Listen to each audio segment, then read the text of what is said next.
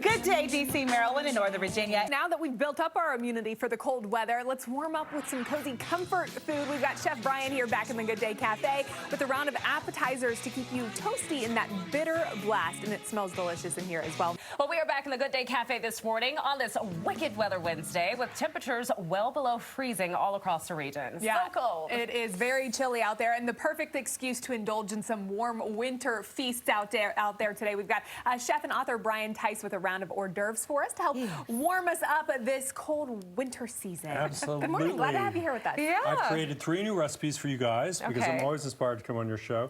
Overseas hors d'oeuvres to warm you this winter is my official title.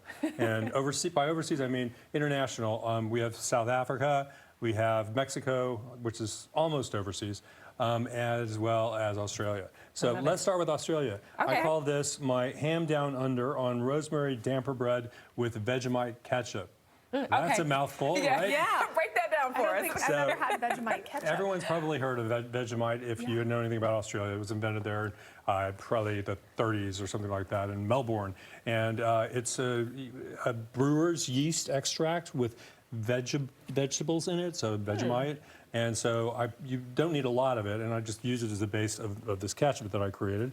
And it's really good on this Rosemary Damper Bread. Damper is called what it's called because it damps your hunger, I believe is where that term comes from. And that's been around for 100 years or something as well. And then the ham's the ham. And they're really tasty. I don't know if you want to try a bite of one, but here we go.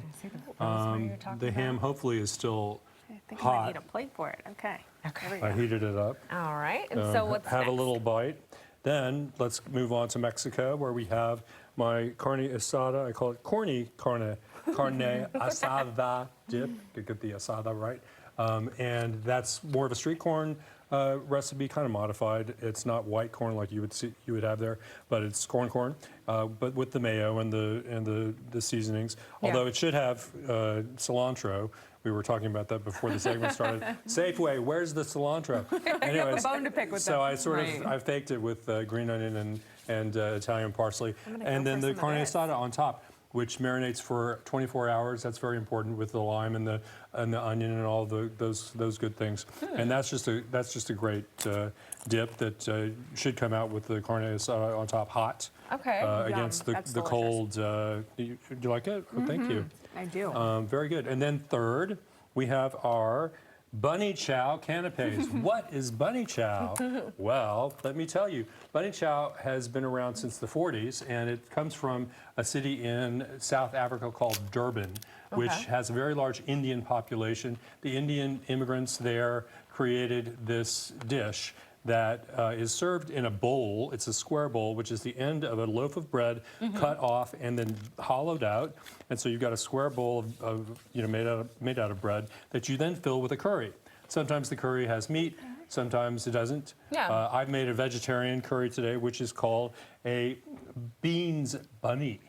A beans bunny. You were also you were asking about the beans. Yeah, I asked what kind of beans were in it. But they are butter beans, yes. I love butter beans. And it has potatoes in it as well. Now, you were going to put us to work today. I am. We're going to do that. Now, we have a piece of bread. And we're going to make these into, and this is the sambal, the Indian, fresh salad, vegetable salad that goes on top. We're going to create our canapes now. So why don't you get going? Okay. Why don't you make the bases, one or more bases there. Okay. And instead of our bread bowl, wherever you like. Okay. Instead of our bread bowl, we are going to make bread bases and create canapes. Ta-dum. Cool. Here we go. Did There's another. Goodbye. You got it.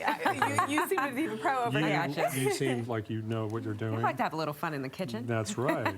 Excellent job. All right. Okay. Do you do this when you make peanut butter and jelly sandwiches? Yeah, you could do that too. Make a homemade Well, yeah, and this is great for tea time as well. Okay, so put a spoon on some beans bunny there and some chili, carrot and chili sambal on top of that, and then you're ready for a taste. Look at this. And the beans bunny should still be warm.